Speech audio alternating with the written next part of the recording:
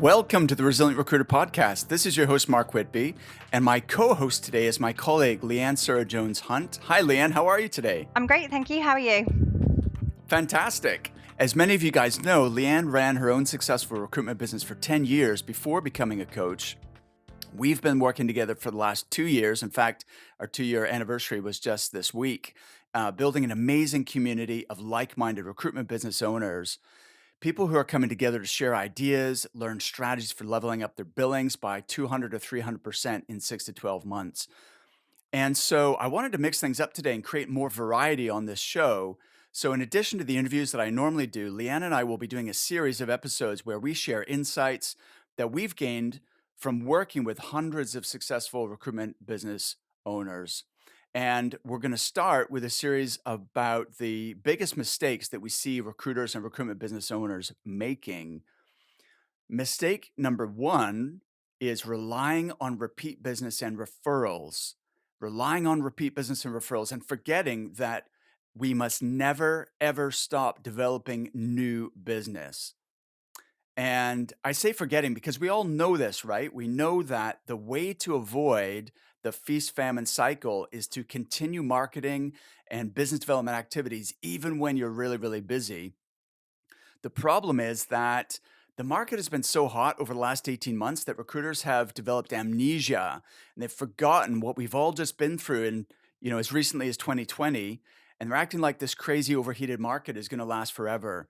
Leanne, what are some of the things we hear recruiters saying that gives us alarm bells? Yeah, some of the things we hear are I don't need any more clients, I need more candidates, I don't have time for business development because I've got several roles on already and I just don't have the bandwidth or the capacity for any more roles. So people just feel that they don't need to do any business development when they have live searches on.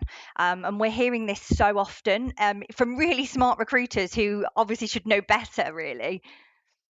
Absolutely. And I'm really disturbed about this. So let's dig into it. What are the signs that you've been neglecting your marketing and business development?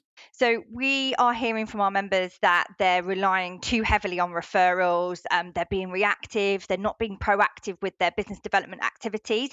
So business development seems to be taking a bit of a back seat when they have these live searches on, and it's that all or nothing mentality. So they're not setting aside that consistent time or outsourcing this time for business development either. So it's just I guess we're advocates in terms of the program that we teach in terms of being proactive rather than reactive, because that leaves you in a really vulnerable position. Totally. Like, I think everybody listening can agree proactive is always better than reactive because it puts you in control. Anything else to add? So I guess it's the sort of cliche saying that too many eggs in one basket, but it happens. I did it myself as a recruitment business owner. You get comfortable with your legacy clients, and again, that's a real vulnerability as well. And it's like what you were saying, Mark, in terms of this feast and famine cycle. Recruiters have been feasting for a long time, and eventually there will be a reduction in demand for hiring. So it's striking that balance, thinking of the bigger picture and not just the present. And that when members, well, members have been saying it recently, but when people and recruiters come to the end of a search with nothing ready to start, then that creates that panic and that sort of feast and famine cycle again. So this neglection of business development and only focusing on BD when the pipeline is drying up needs to change. It needs to be something that's ticking away in the background always. 100%. I've fallen into this trap myself, Leanne, when like thinking back to when I started my business in 2001, I was really hustling. I was constantly doing business development, telephone, going and visiting clients, networking. And then what happened is I got busy and that led to getting comfortable and relying on, a handful of key clients that just kept giving me repeat business over and over that kept me busy. And I stopped doing the thing that made me successful in the first place. And then in the Great Recession in 2008, I lost three out of my four biggest clients overnight and 50% of my income. And that's what finally, because, and I learned that lesson multiple times in my career, but that was the time that I said, I am never, ever, ever going to let that happen again because it was just so painful. So the analogy I give recruiters is that yes, you are busy recruiting, but the candidate side of the business is just one wheel of your bicycle, and the client side is the other wheel. And to make your bicycle, go fast and to get real traction, you need to have both wheels turning at the same time. So that's why in our inner circle coaching program, we've developed 12 different sales strategies and 17 different inbound marketing strategies. So that's 29 different strategies people can implement, and we give them a step-by-step process to follow. And yet we still see people fall into this trap. So the message I want you guys to take away from this podcast episode is you can never have too many clients. I know, like, the objection, or I'm going to label this an excuse that I hear recruiters making is, Mark, I don't want to take on more business because I won't be able to service it. I won't be able to deliver, the quality that I'm delivering, and so on. And what would you say to this objection, Leanne, when people say that in our group? Oh, I'm too busy to take on new clients. What do we tell them? Yeah, I guess we get them to do a bit of an audit of their existing clients, which is actually a bit of a teaser for our next episode that we're going to cover. But that's the first thing. Like, what's the quality of the positions that you're actually working on? Is it where you want to be? Is it against your criteria in terms of, is it retained? Is it exclusive?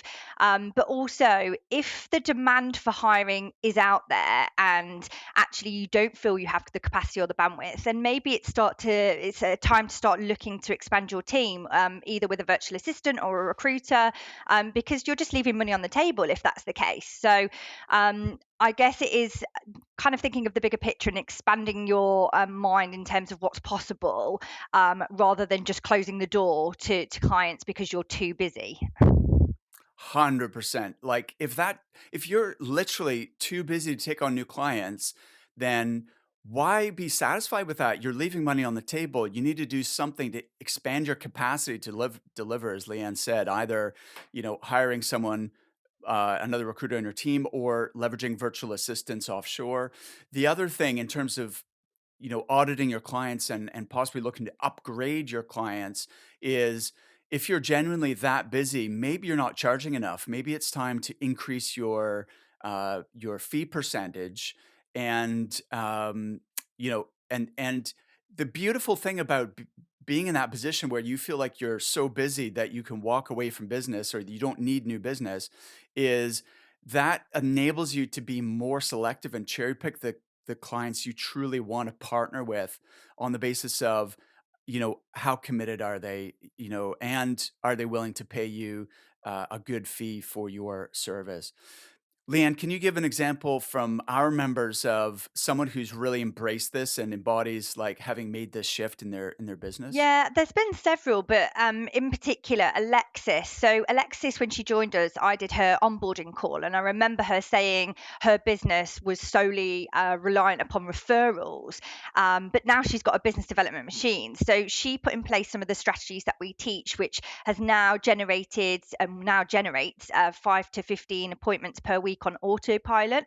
So, she obviously feels this is a complete game changer for her, somebody who was perhaps it was out of her comfort zone to be proactive with her business development. So she's done that in terms of a combination of a virtual assistant, automation, and just really looking at her recruitment process. So there'll be many listeners who probably recognise this pattern too, like being reliant upon legacy clients, and like we were saying earlier, being reactive and just dealing with your existing clients by default because that's the way it's been for many years. So she's not alone, but she's really transformed her business now. And if people do want to see a short video with Alexis where she describes about this system that she's put in place, then they can go to recruitmentcoach.com/game changer. Fantastic. All right. Awesome. So, thinking about business development, maybe people are picturing a scenario where, I don't know if you did this in your office, Leanne, but you do power hours and you stand up and you do cold calling for, the morning with your team, or what have you. And sometimes when people start their own business, then they just don't want to they can't picture themselves doing that. So, what else could they be doing in terms of, utilizing that business development time? Yeah, so obviously it's changed and completely evolved with technology and various different mediums and different touch points now. So, for example, there definitely is still a place for the phone. We're not, discrediting the phone at all.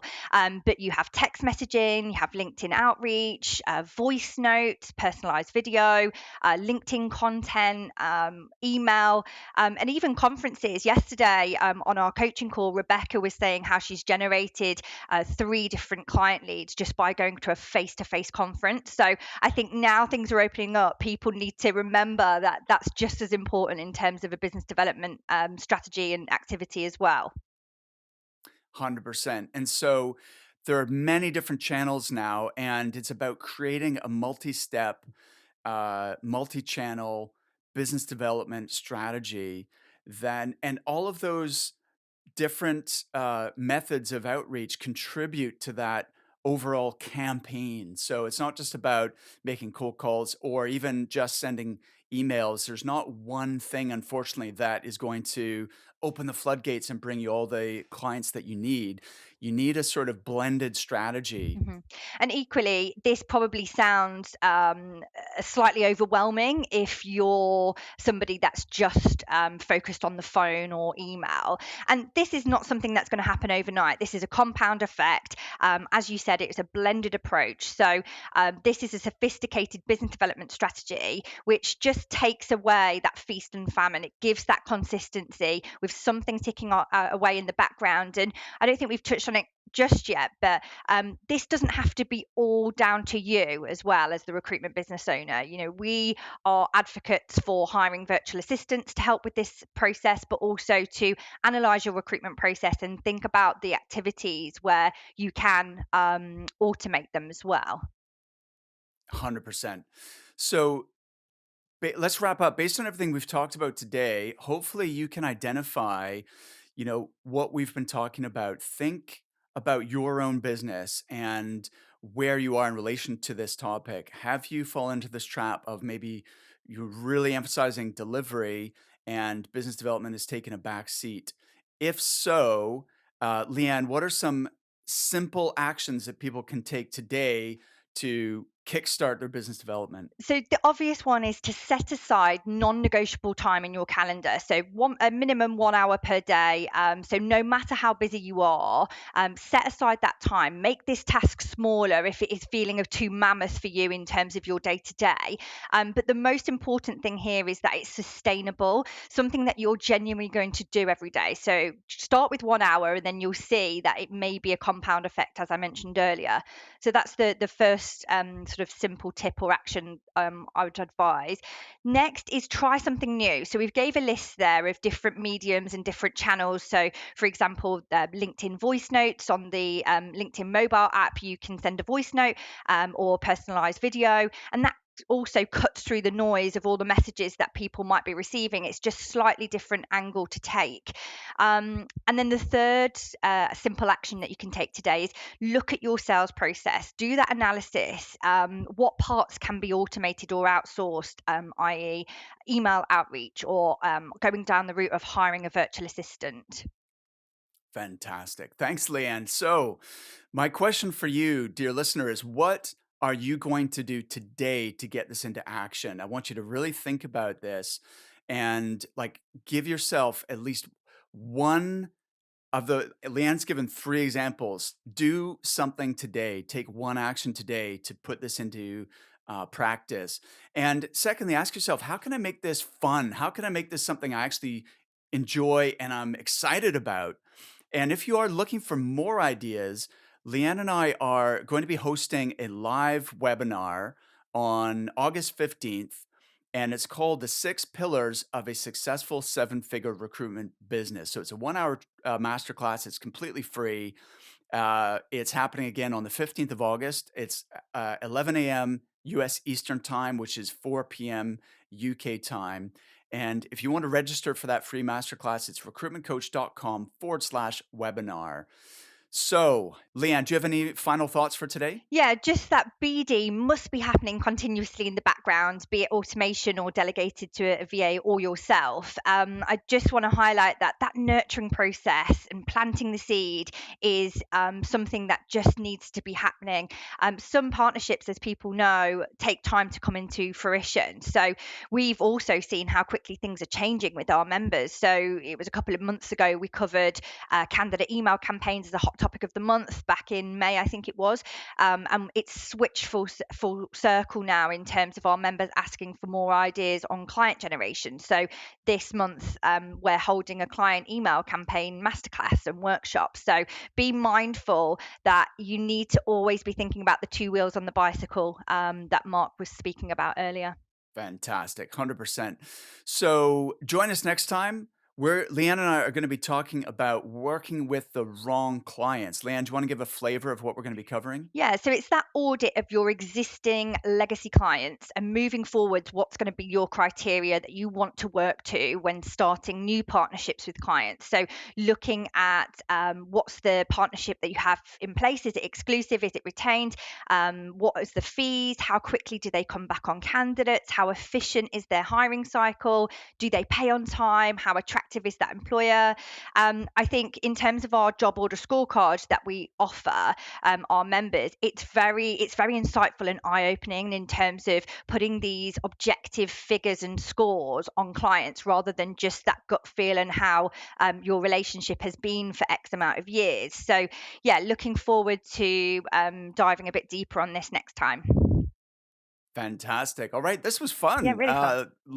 Looking forward to the next one. Until then, make it a great day. Thanks, Thanks, Mark. Leanne. Thanks.